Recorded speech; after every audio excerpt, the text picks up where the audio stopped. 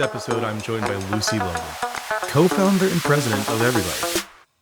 On the surface, we're talking about food allergies, nutrition, and menu transparency, but this conversation quickly became something much bigger. As restaurants invest in personalization, AI, digital ordering, and guest data, one question keeps coming up. Is the menu still just marketing content? Or has it become one of the most important technology assets a restaurant can own? Lucy has spent years helping brands rethink how they structure and use menu data. And what we uncovered is that better menu information doesn't just improve compliance with laws. It improves hospitality, unlocks new operational insights, and creates better experiences for guests both online and in the restaurant. Whether you're in marketing, operations, technology, or on the executive team, I think you'll come away looking at your menu very differently after having watched or listened to this episode. So without further ado, dig in, and I hope you do enjoy. Everyone, today I am joined by my friend Lucy Logan from Everybite, and I'm really excited about this conversation because it's unfortunately a very fringe topic that shouldn't be fringe, and I think my hope is after people listen to this episode, it will be fringe no more. Before we get into the meat and potatoes, or the tree nuts and I don't know. Lucy, why don't you say hello and give a bit of a backstory on you? Well, hello, everyone. I'm Lucy Logan with Everybite, co-founder and president. And Joe, thank you so much for having me. Are you Joe or Joseph? It's Joseph. Okay. I was like, I feel like it's Joseph. It's and I said, Joe. Maybe when people listen to this, they'll remind themselves because everyone goes right to Joe. There you go. All right. It's Joseph, everyone who's listening.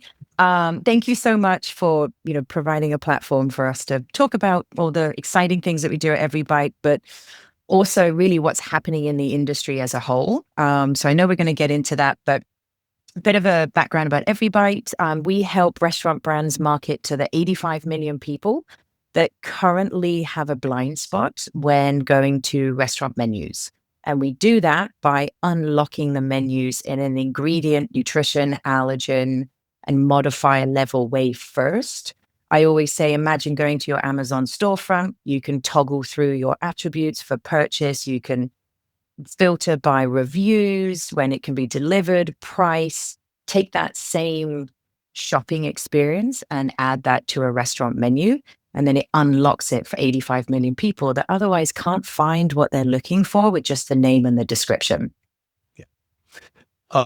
There's so much to unpack. Let's just start. One of the first questions that I had written down here is basically for years, we, meaning the industry leaders, treat the menu as kind of marketing content, sales content. And you've argued, and I agree with it, that it's actually a technology platform. What's the shift restaurant leaders need to make in how they think or perceive the opportunity that the menu holds? Yeah. So I used to say that the menu is the storefront. And then now I feel that the menu is sort of the filtering first place, meaning when a guest goes to your menu, they are shopping for your product and they need attributes to decide what they can and cannot order, particularly if you're one of the 33 million people that have a food allergen. So 1 in 10 guests needs that granular level of data. And the menu, I think, is shifting. We see it in the data. The menu is shifting from just a physical storefront you walk by and you see what's in the window to an information gathering platform. Who is this person that's looking? Did they find what they wanted to eat?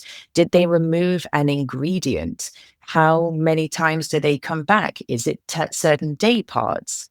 And when you start to take all those attributes, exactly like e-commerce has been doing for 20 years, I think brands and operators should look at the menu not as just a description of what you're selling, but as an opportunity to understand who your guest is that you are selling to. And that's a big thing that we see. And I know we'll jump into some of the data. The data shows it. On average, a smart menu guest interacts 20 times per session. So every time a consumer goes through the smart menu, which is a separate menu that sits on the brand's websites, the guest does 20 different filters, searches, um, ingredient searches. I mean, that's a huge amount of data.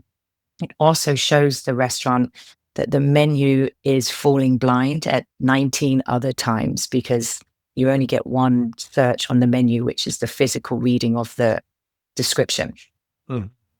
So I almost want to sidestep for a second and really reinforce how important this is, because I think your general average leader, we know the reality of restaurant leaders in general, which is it's always spinning a plate and putting out fires. And this can be seen as not that important. I hate to say it, but traditionally it hasn't been seen as an important thing. But I pulled up some just quick stats here that I want to rattle off just for perspective. But around 11% of adults have a medically confirmed food allergy. That's huge. 11%. 20 to 25, estimates kind of vary here, but 25% of adults have food intolerances like lactose, garlic, right? Who specifically can have chopped garlic fresh, but cannot have garlic powder. That person's going to look for on menus. It gets smaller here, but like vegetarian is about 4%, vegan is about 1%. I hate to downplay those because those are important. And then the specialty diet, these diet fads, crazes from paleo to keto, the list goes on. About 70% actually participate at any given time. So these are cumulatively like large chunks of a market. Even if you take just generally medically confirmed, you're talking about a little over 10% of your group. Now, what does that mean?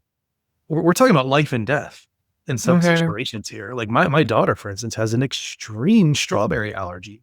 And that's not even part of the quote unquote big nine.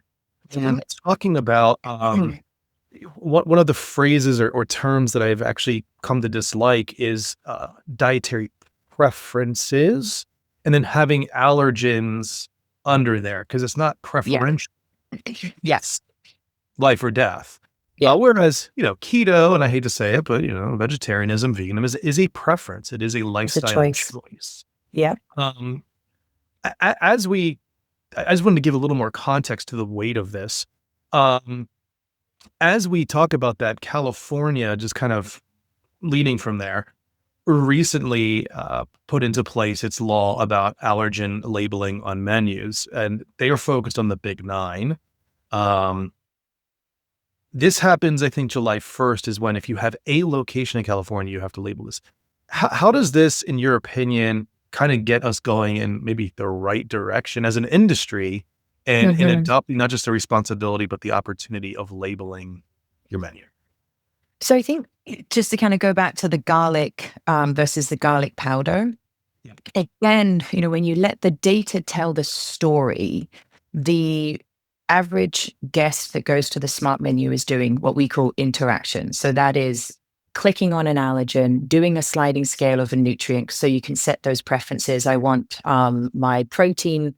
I want menu items between 25 and 45 grams of protein. So it's a sliding scale. You can search by ingredient. You can also do exclude garlic powder, exclude strawberry.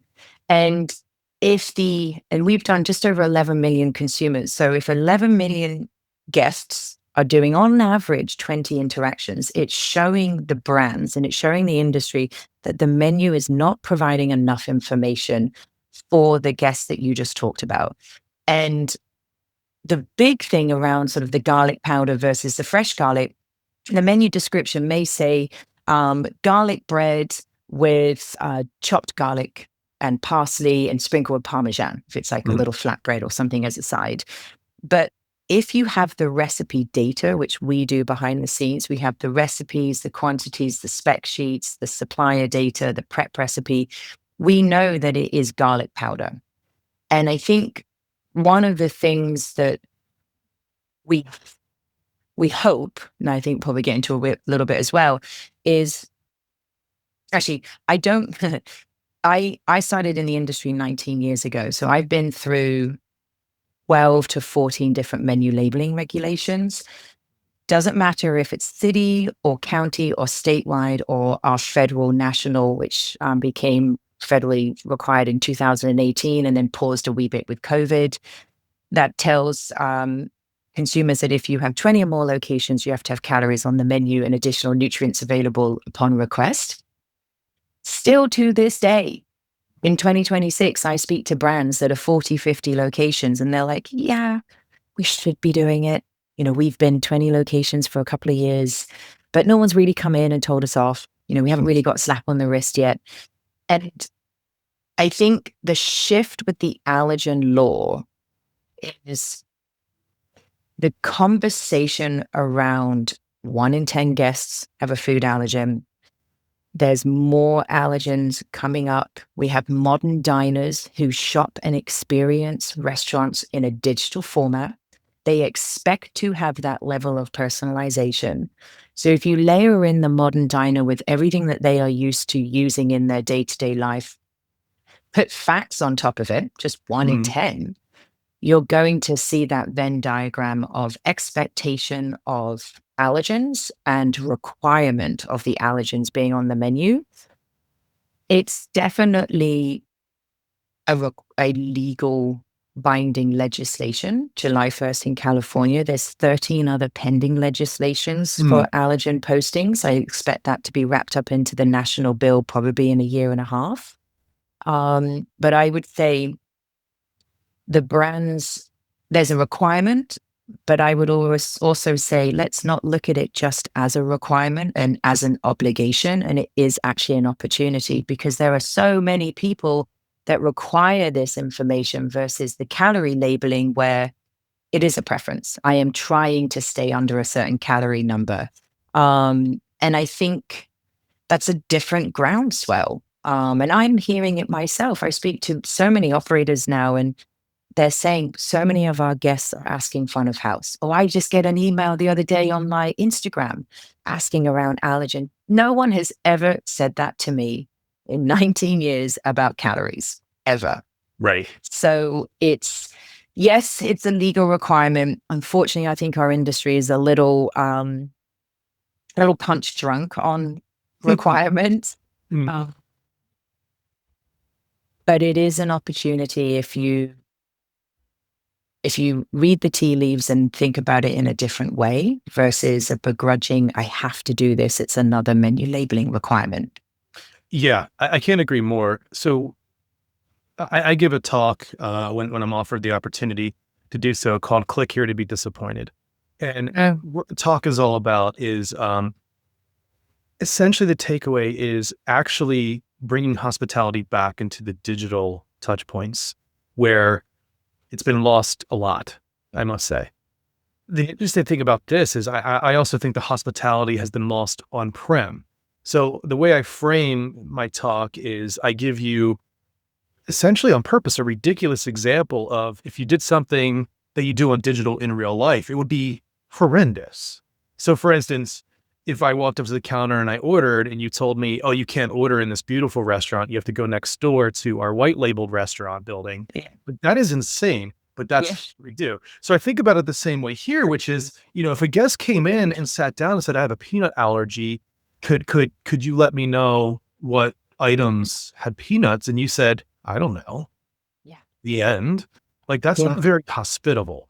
And I think if people want, if restaurant leaders want to claim hospitality, it's not just the way you greet people. It's not just ordering consistency. It is the transparency. And I think that's the underlying thread with labeling, allergens, all of this, and even into information protection, like the SIPA laws out of California, the GDPR out of the EU, all these laws. People are saying like, I don't want to know. I demand to know. You, as a hospitality company, you have one, an obligation, but two, I like the word obligation, but two, opportunity to deliver a hospitable experience that is sure preferential in some aspects, but also, like I said earlier, it's a life and death question. If you can't answer what items have peanuts on it, I cannot eat here. Yeah. Hard stop. I don't know where I'm going with that, but it might be good to actually hit the big nine real quick for those that are listening. Yeah. So we talk about the big nine. It's milk, eggs, fish, which is salmon, tuna, cod, crustacean shellfish, shrimp, crab, lobster, tree nuts, which is almonds, walnuts, pecans, depending on where you live. Cashews and pistachios, or pistachios, depending on where you live. No. Who says that? Technically, that's the Someone correct says the hard saying. C? Oh. Yeah, because it's Italian. So the Italians are actually, yes. yeah. Peanuts, wheat, soybeans, and sesame, which is a new addition in 2023, because the sesame allergies, I think, are increasing. But those are the most prevalent. And like I said, I have a daughter who's extremely allergic to strawberries, and I'm sure you have a list of, I think I actually surprised you with that when we initially talked, the strawberry. Yeah. Do you, so question coming, sorry, I'm rambling. No. When it comes to labeling and providing this information, this is a bit of a ringer.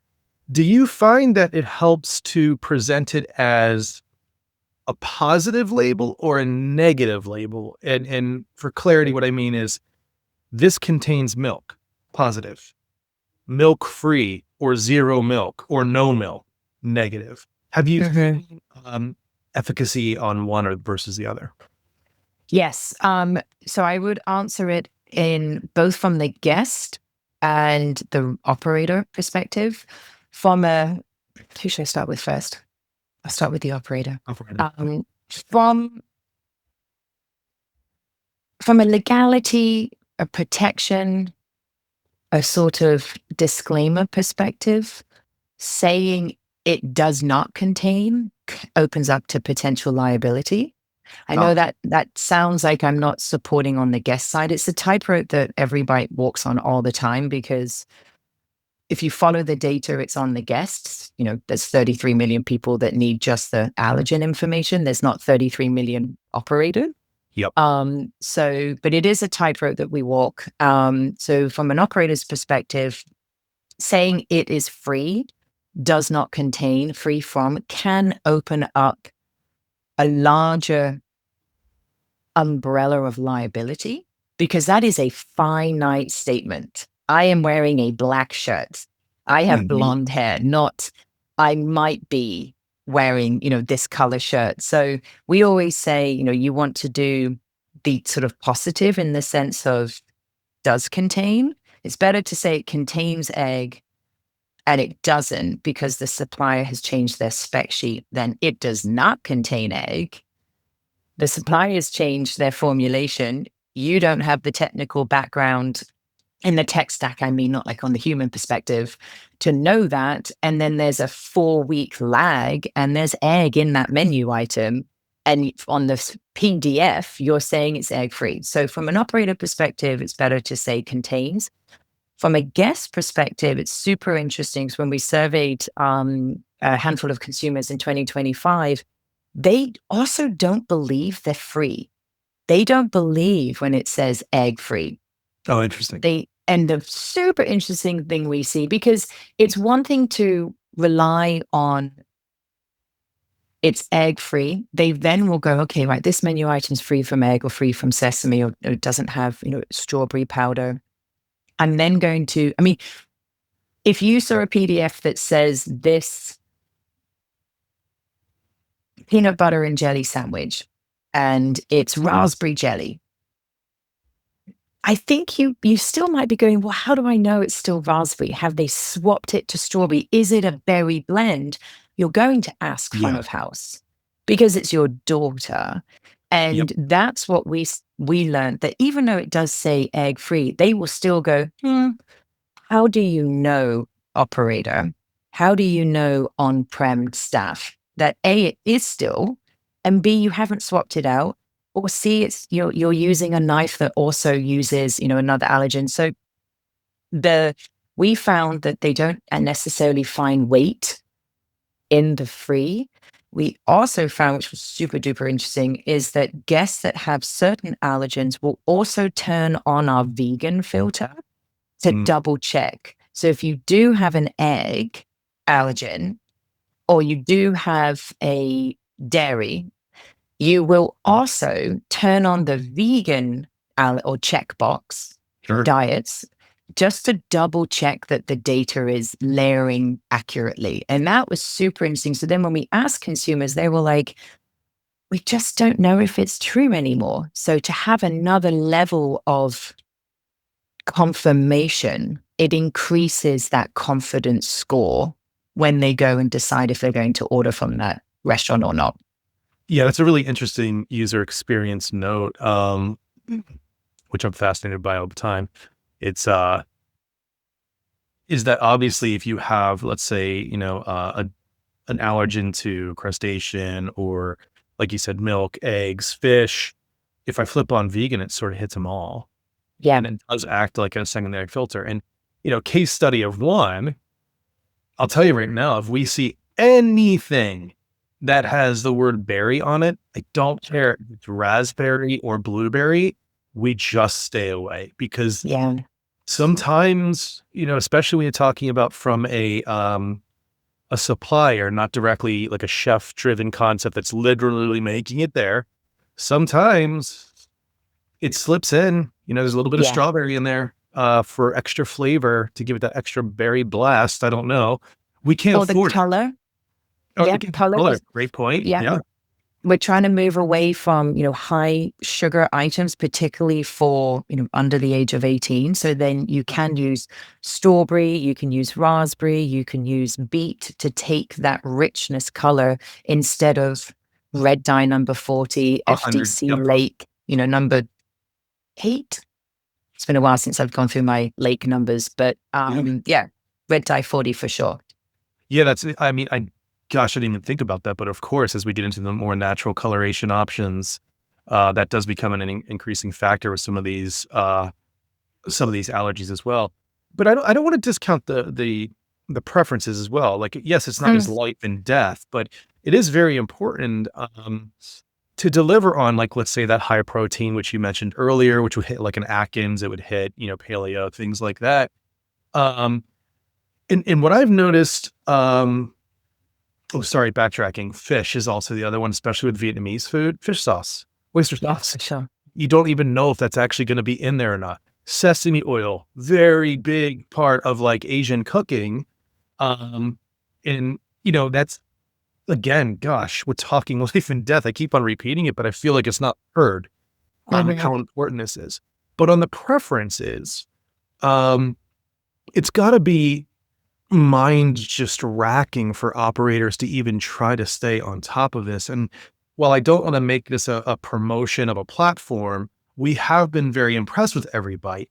And I almost would like you to maybe unpack the intricacies and the complexities of everything that you've done to make it easier for operators to start to show this. Because I think that is very important. I always say to operators, the likelihood of you having menu items, more than 2 or 3, that can kind of check all of the top 85 million guests, be it the 33 that have a food allergen or a family member, which is the 100% veto vote for someone who's under the age of 18, or it's vegan, vegetarian preferences. Oh my gosh, where am I going? My brain's just completely dropped on the complexities of what you've gone through. Oh yeah. The likelihood of you having those menu items already available is pretty high. Like, you have vegetarian options today. It's a Caesar salad, or it's a Caesar salad though. Caesar dressing. Well, if it doesn't have anchovies, and then you'll have mac and cheese. Not great. First thing that comes to my mind. So you have menu items, but you bury them far in a PDF or in multiple layers of the menu. A lot of the times, and I totally understand why, I appreciate why you have to put in your zip code to see the menu in the first place.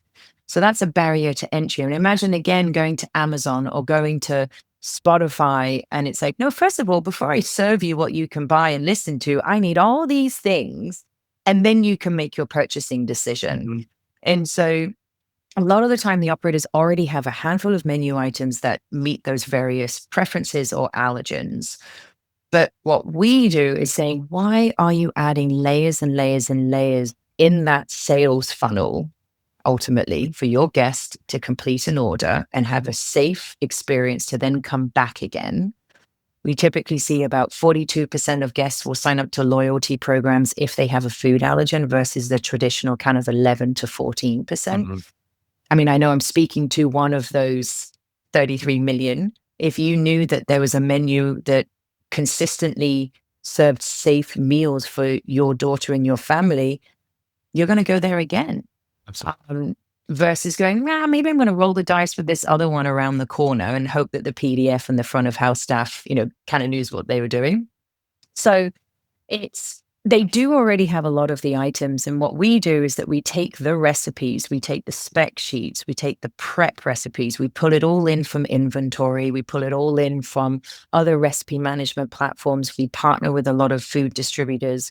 So we have all that data, and then we map it, clean it, add logic to it, apply the nutrition analysis if brands want that, add in the allergens, and then we create what's called a smart menu, which is a separate menu that sits on the website that a guest who really has been trained over the years to know, if they go to the footer of the website, that's where you see that link that says nutrition guide or allergen. Used to be a PDF. We now have it open up to a smart menu. And then some of our brands are actually putting us on their menu itself. Why force them to go to a different area? And then now that we have integration with ordering, brands definitely go, okay, not only have we created a search and discovery solution, we've now created another digital ordering channel with the data we already have, which a PDF couldn't do. Correct. Yeah, that's huge. So we get really excited because as just for those listening, we're talking about something, the P word that everyone in marketing was talking about, which is personalization. And so it's quick to get up and running, relatively speaking, because you do have that out of the box solution. But for us, with our custom builds that we're doing, we're really excited about integrating into user profiles that then, because I believe if I recall correctly, we'd be able to pull in Lucy Logan because of her email address, and it would already have that she's vegan and can't eat peanuts. And then we would integrate that into the way we display the menu and what we suggest, but also still give her, in this case, the opportunity to continue to prioritize and add preferences as well. So I see it as an amazing thing to just continue the power of the digital experience without tacking on another system for brands that have the economics that can make that happen. Furthermore, what I really like about Everybite, and I don't know if we've even talked about this, is making it readily available to the staff on-prem, because we've all seen the binder. Yeah. It is not helpful. And I mean, it's better than nothing, but like, I'm not going to scour every single nutritional sheet while I'm on-prem, line behind me. I have to sidestep, probably get back. It's a nightmare.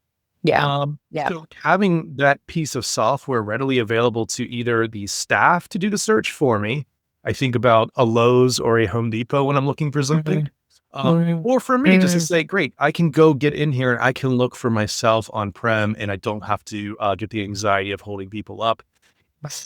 It's huge. So this is a multifaceted thing. Of course, I'm very myopically looking at the digital experience and apps, but the on-prem is there, and it's the work that's done and has these arms that come out, and there's so many benefits. Personalization being one of them. Yeah.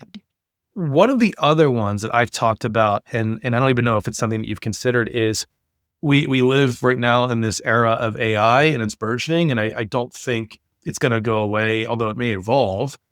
And one thing that we know about the AI LLMs is they are hungry for information. And this is the kind of information that they're hungry for: ingredients, dietary preferences, and allergens. Have you firsthand seen any kind of uptick or any positives there? Ringer of the question, of course, but would love to know that personally. Yeah. So we, again, kind of going back to a PDF or a static web page, and a static web page typically will have like an open and close. where you click on something and it opens up and then it opens up again and then it shows you that information. That is completely unsearchable. You can't click and click and click.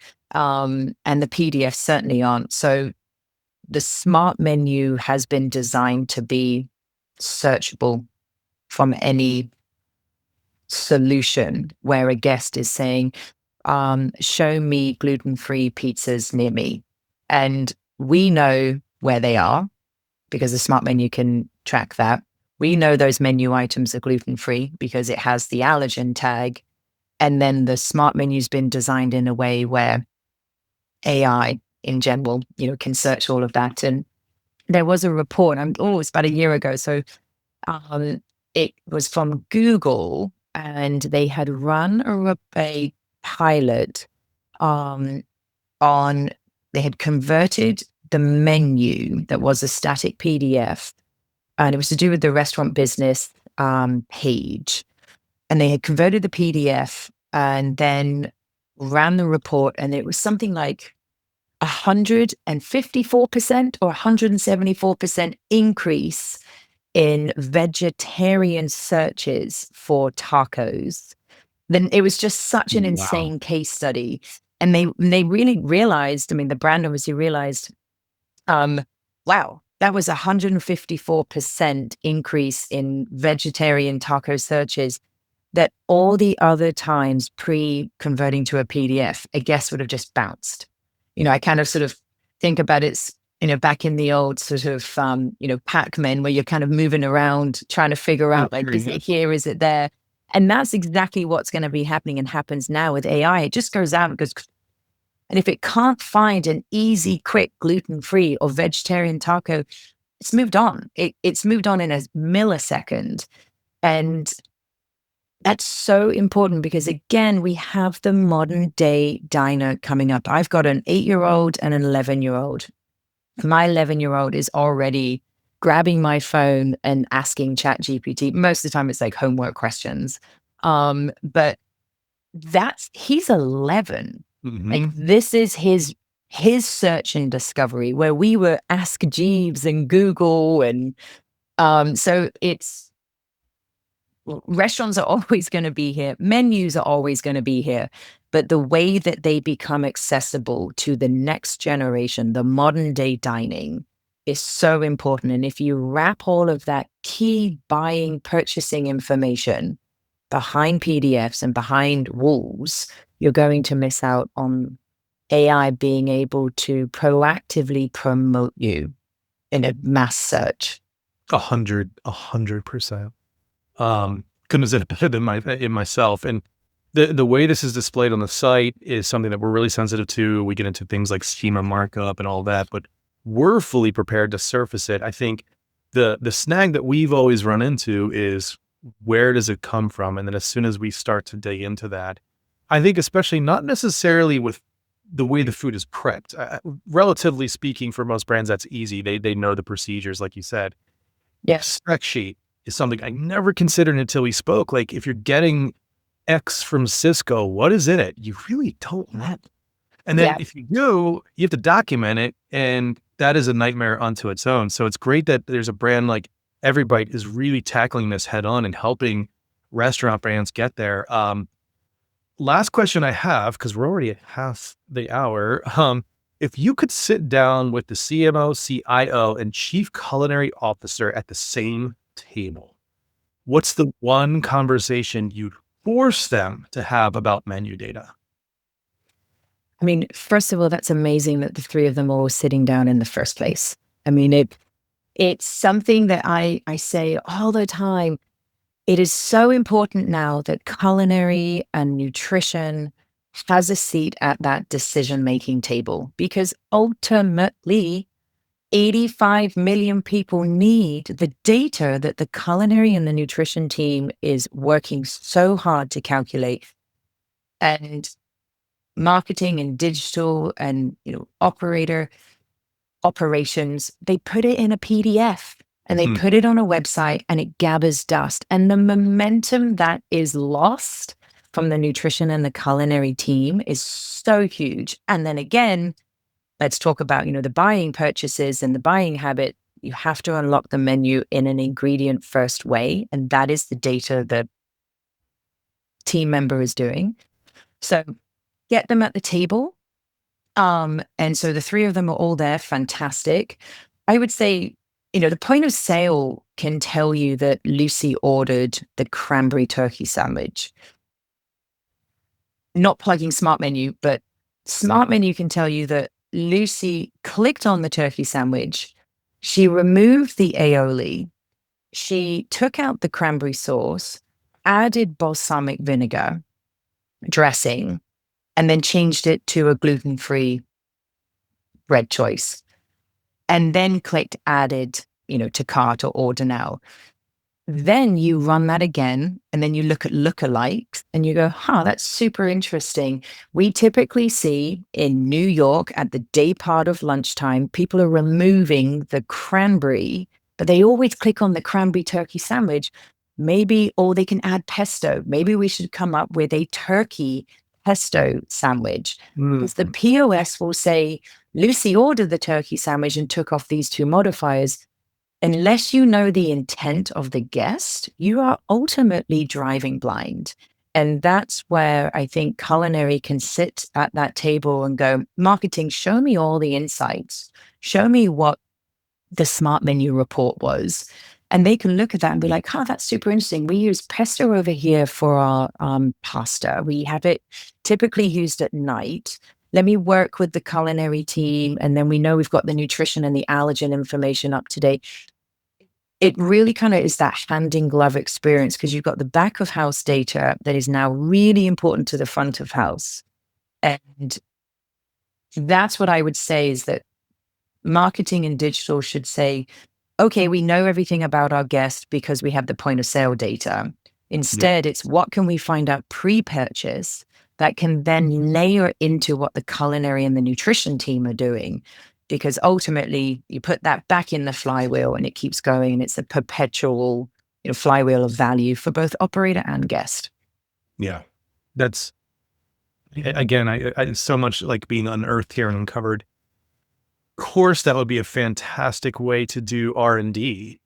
That like people are giving you the research. It just hasn't been collected. And so if you use dumb data, the cranberry turkey sandwich, woman after my own heart, by the way. My last meal on earth would be a Thanksgiving meal. And I can explain why I know that, but I know that for a fact. And so I digress. It's a bestseller. This is amazing. Blah, blah, blah. But like you said, it's like, but everyone's taking the cranberry off and they're replacing it with the pesto aioli. So it's not the bestseller. Yeah. That's interesting to know. And then you can start to unlock pathways that you have data to support. Like we actually, like you said, we're going to launch the pesto crunch turkey sandwich. Yeah. All of a sudden it's a gangbusters menu item that changes the game for a brand. That's insanely awesome to think about. And day part and locations. So we see it was New York and Illinois. So it was California, New York, and Illinois were kind of the top 3 states with the most amount of personalization that we saw on the data. And then we saw typically once you get to about 4 to 6 filters, the increase to order goes up by a third. So it's about 33%. That's insane. And then when you take that data and then you apply it to the number of guests that are removing ingredients, it really tells you this menu picture of what you should be doing as seasonal favorites, doing as LTOs, doing location-wise. Again, not just saying, the turkey cranberry sandwich is our bestseller, or we have 7 different salad dressings. Okay, sure. Someone finally put the raspberry balsamic vinaigrette dressing on it, but 90% of the times they remove it from a sandwich where it's already pre-in. So remove it in general. And so it's just, my father said that sales is vanity. That's a vanity number. And I think it's the case with menu POS data sometimes. It's not telling the true intent of your guest. Yeah, it's very high level. But when we talk about actionable data, this is very actionable stuff. And I love that. Well, I promised you that this wasn't going to be a Joe Rogan episode of 3 hours. Oh, I love it. I'm Usually like, gonna be. So there might be a round two. I can't promise. I don't want to say we're round two free because that would be a possible mistake, but there might be a round. Lucy, how do could people contain a second round. That's right. Exactly. May contain a second round. That's the disclaimer. How can people get in touch with you, Lucy? What's the best way? Thank you. No, thank you for that. So I always say LinkedIn, Lucy Logan. I'm on LinkedIn, so find me, follow me. I do a couple of weeks posting called The Smarter Menu, and I'll be actually sharing some recent insights that I've kind of sprinkled in today. And then everybite.com. And then for those that are still listening, since I've just given you two ways, lucy@everybite.com. So nice and easy. Yep, and I'll have those links up on all of our channels. Thank you for being so generous with your time, but more importantly, your passion, obviously, and your insights into, unfortunately, what is fringe, but I think is undeniably becoming not fringe any longer. And it's a really great opportunity for these brands to, if I could repeat what we covered, deliver a hospitable experience, possibly prevent very bad things from happening for those folks that have severe allergies. Really are R&D pathways with data and many, many, many, many other benefits out there on-prem and on digital.